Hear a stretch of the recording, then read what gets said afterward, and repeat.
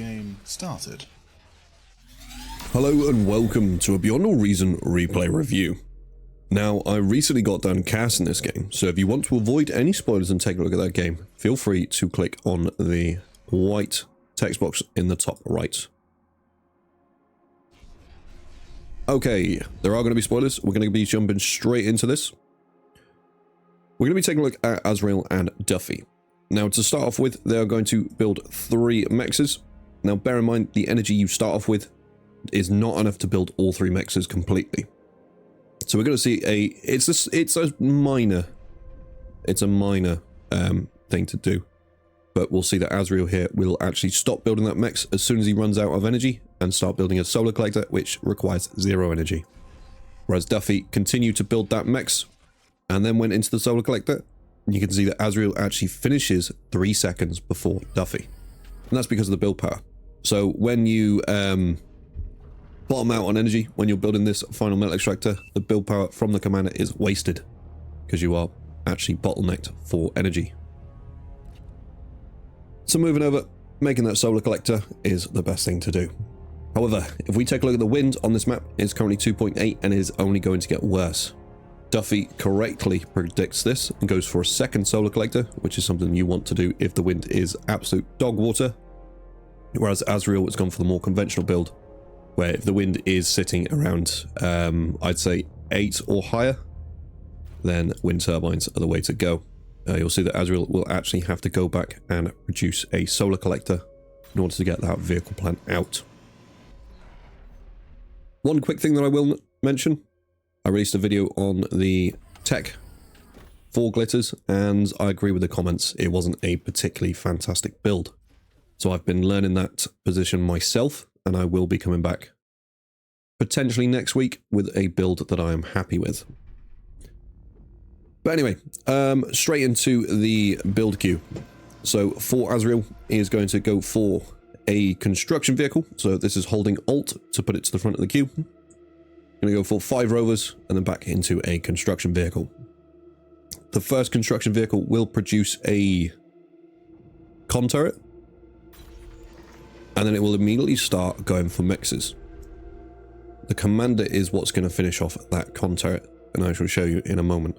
You also want to place it, I believe this position you cannot do it, but the rest of the positions you can actually place the con turret so that it hits all 4 mexes. So you got 1, 2, 3, and it can also hit that one there. You'll see Duffy do it in a moment. I believe this one to be too far out to actually hit with a con turret. Anyway, after that, you're going to go into 2 Yanis's, back into 2 construction vehicles, Whistler, Stout, Whistler, Stout. Honestly, after the 2 Yanis's and the 2 construction vehicles, it really doesn't matter what sort of composition you decide to go. But bear in mind, it will depend on your energy. So the commander is going to continue scaling energy until he hits probably around the yellow bar, and then he's going to help power out the construction vehicle. Because the construction vehicles, they are quite cheap build power wise and metal wise, but energy wise they will completely drain you out at the start if you do try to power it out with the commander. So in between this, just build as many wind turbines as you can, and then obviously once the energy comes up, help out the factory. But you'll see that as soon as this one comes out, he's going to start the con turret, and then he is going to pull it away and start producing the mechs. The commander is going to finish the con turret because if you was to sit there and wait for the construction vehicle to finish it, it'd take you forever, whereas the commander has 300 build power compared to the 90, so it's going to take 3 times as long to try and do it with the construction vehicle. The commander is going to produce that con turret, and then he's going to go straight down the middle. It's going to claim the mechs and then claim the 3.2. This construction vehicle, as you can see, is queued to actually go down the right hand side, and then the second construction vehicle, which will come out after the scouts, is going to go down the left hand side. With the actual picks themselves, you can see that Azrael's gone for the vehicles and Duffy has gone for bots, and that does depend on the spawn location. So the middle here, you have plenty of space to use vehicles effectively, so I'd argue they are the best, but on the 2 flanks where you're going to be fighting in the canyon, in this sort of spot here, vehicles can be very unwieldy. Unfortunately, if you're bringing vehicles in to harass, to say take out a few turrets that are there, because of the space, the vehicles actually have to stop and turn around, which means that the turrets are going to continue to hit them, whereas out here you can just sort of come in around that like that. So that's one thing to note. These original units, I can't remember the name of them now, the rovers, are mainly going to be used to defend your mexes. So enemy rovers are going to try and come in, take out the mexes, and your construction vehicles, you want to stop them, you want to intercept them. But of course, once you have them secured and you've got your commander coming up, feel free to try and get as much damage done as you can. You do want to be targeting the mexes, because the mexes are going to be the priority target. They have very little health, of course you can see there, 194 health. But it makes a significant difference because the bottleneck is going to be metal almost all of the time. So hitting the energy, I mean early on it really doesn't make a massive difference, but hitting the metal is going to make a huge difference. So those metal extractors that are dead are not producing metal currently. So he's losing out on just more resources. Now then, the actual unit composition. So the unit composition is going to be Janus, Stout, and Whistler. So the Whistlers and the Janus are roughly the same speed. Whistler has one more speed. Whistlers are going to provide vision, 620 line of sight. Januses are going to deal the damage. It says only 88 DPS there, but it has a reload of 7.5 seconds. So the actual rocket is going to do a massive amount of damage, and then it's going to spend almost 10 seconds then reloading. The Stouts are slightly faster than both of these, so when in a control group, the Stouts are going to be in front. They are going to be the ones tanking the damage. And they have a lot more health than the Janus, and they are a little bit cheaper than the Janus. The two construction vehicles that are on the back line, they're going to start queuing up wind turbines, and they're actually going to queue it in range of the construction turret. So you'll see that you can use wind turbines there and wind turbines there. So that means that any time that he is starting to run out of energy, he can flick the construction turret to help build out wind turbines. Alternatively, units actually, when they are produced, they take a couple of seconds to actually come out off of the construction ramp. And so the turret will turn around and actually produce a wind turbine in that time. Whereas usually, if there is nothing else for it to do, it will produce the unit and it will sit there and stare at the factory as it comes out. I'll just show you quickly, just to reiterate what it is that I'm saying. Probably should have sped this up. As you can see, it's done. Construction turret, because he's assigned it to the factory, is going to sit there, waste the build power, and just stare at it until the next unit is ready to be built.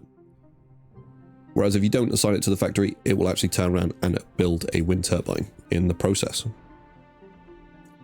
Right, the reason we've pulled the commander down so quickly is to go for that 3.2 mechs. As you can see, Azrael is on the front line, whereas his opponent is still walking up, because he's actually had his commander claim the mexes.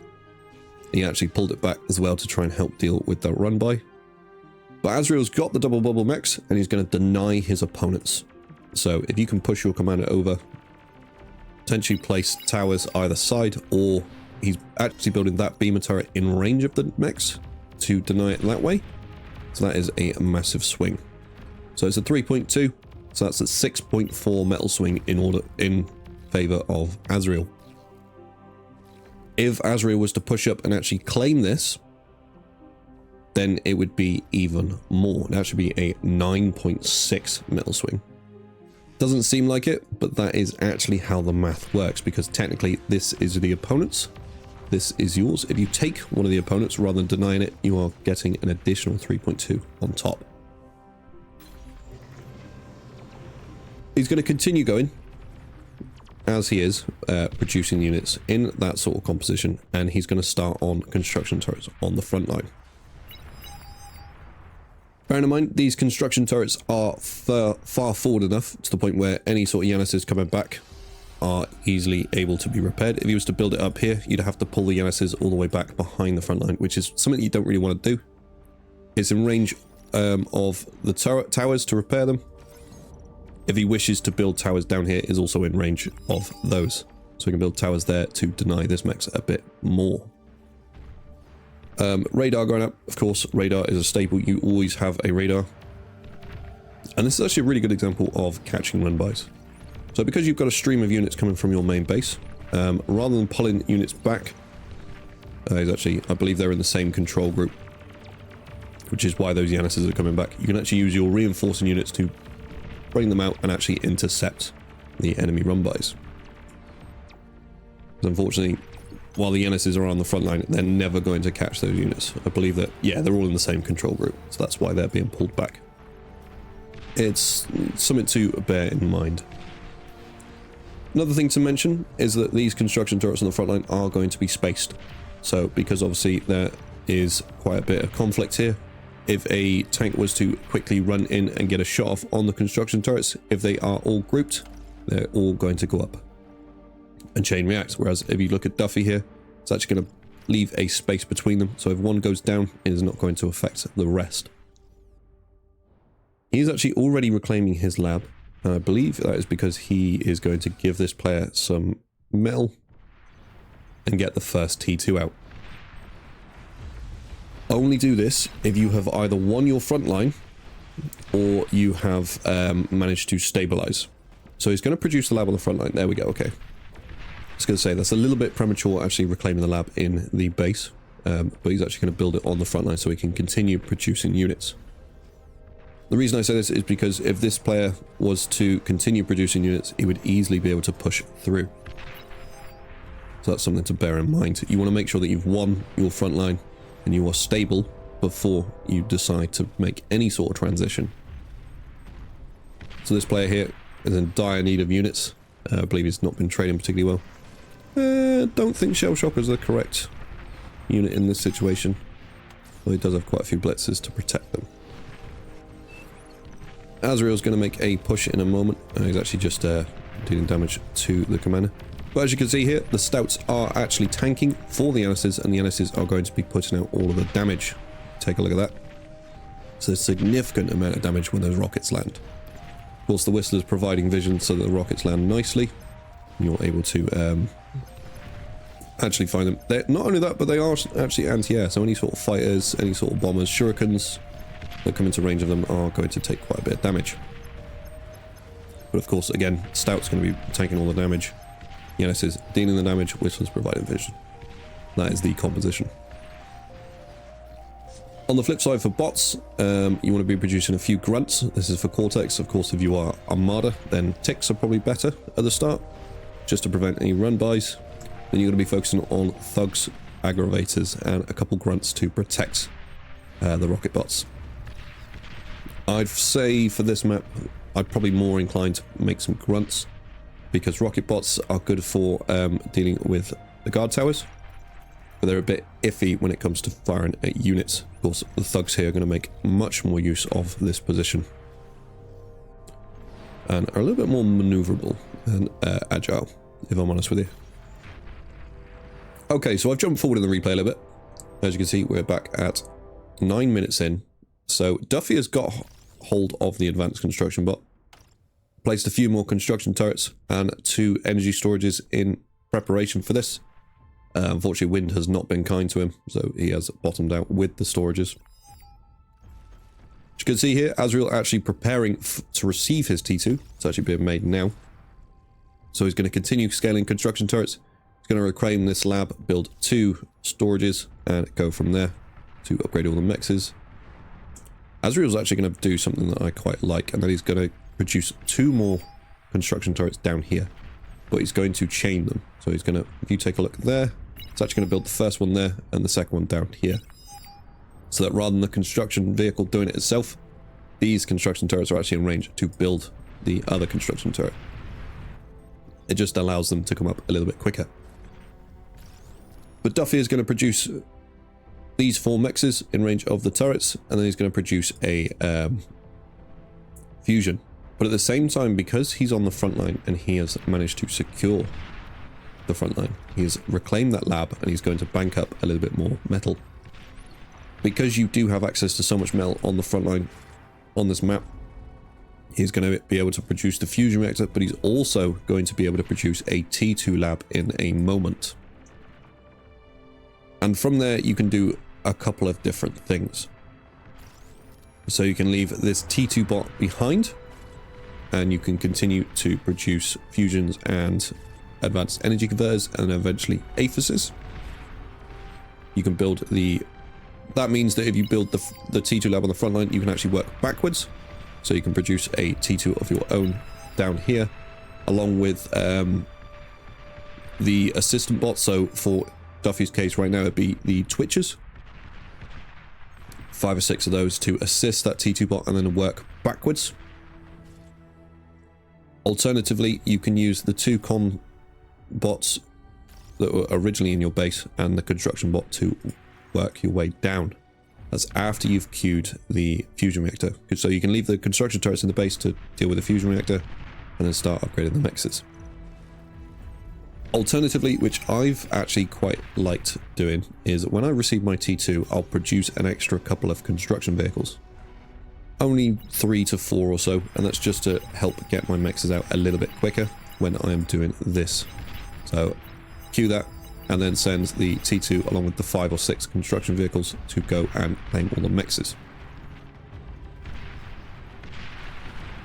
So those are the sort of variations that you can go for. Bearing in mind, you must make sure that your front line is secure before you do this. So you can see we've got plenty of beamer towers up. Duffy actually has a warden up. He's actually sent his units down here, but his opponent is pretty much AFK. Not quite sure what his opponent's doing. He's actually got thugs over here. Okay, so the player in the back here that's normally here has actually had to come through and assist this player because of a quite significant run by Azrael. So this player's actually had to shift over, taking the pressure off of Duffy and allowing Duffy to do anything that he wants. So I'm just going to fast forward it quick. I won't cut here. I'll keep going. Just until we get, there it is, there's the T2 lab up. He's only got 4, bear in mind, he's only got 4 construction turrets on the front line, which is perfectly fine. You're not looking to power this out as fast as possible, you are looking to get it out relatively decently fast and stable, if that makes sense. So, as you can see here, he is bottoming out on metal, but he's going to continue producing it. So he is producing a lot of metal right now. Duffy has a metal income of 103. Was he reclaiming something? No, I believe he was reclaiming something, so it's going to be around the 70 mark. So he's producing about 70 metal a second, which is a lot of metal. No, I apologise, it's down to 63, and that's without reclaiming. So he's producing about 63 metal a second, which is still a significant amount of metal. We take a look at the back line here, actually. Ravek is actually still only producing 44. He's got almost all of his mixes upgraded. He's got plenty of energy converters. He's got loads of wind turbines. But the access to the amount of metal that you get on the front end of Glitters is just absolutely significant. Because he's actually produced 2 advanced construction bots. So one of the issues with bringing your advanced construction vehicle from this side and producing your mixes that way is that you need a construction vehicle in your base, which he's just sending down now. So that's going to go for a Cortex 1. So it's slightly cheaper fusions and aphyses that he's going to be producing. Something that I will say is that you can actually request a transport from your air player, and that'll make it a little bit smoother in grabbing a T2 from your front line and taking it down there. Alternatively, you can grab your advanced construction bot, drop it off on the front line, and then work your way backwards there. That way, by the time he gets to the back, he can start queuing stuff up in the base. But essentially separates all your build power. So you've got the build power that's going to focus on units down in the front, and the build power that's going to focus on eco down at the back.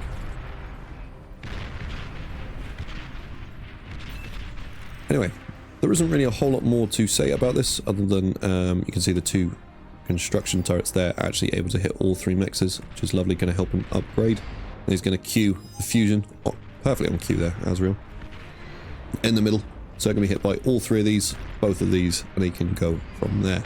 He's got plenty of space to work with. Now, a couple other points to bear in mind when you're going for a run-by with units. Make sure you're going to deal enough damage in the start to actually warrant it. So when the units die, they will leave behind metal for the opponent to claim, or husks for them to resurrect. So he's actually building a rattlesnake on the front line. It's going to do a significant amount of damage to these units down here. But yeah, I'm going to leave it there. I mean, from there you can do a number of different things. Of course, you'll see in the cast that Duffy actually goes for a basilisk on the high ground, which is fantastic. You can go for starlight pushes. If I'm honest with you, at this point you have enough income that you can focus on, say, a couple of fusions or an Aphis and go straight into T3. I mean, it's not a bad build, but as long as you've got the front line held, of course. But yeah, I'm going to leave it there. Thank you very much for watching, and I shall see you in the next one.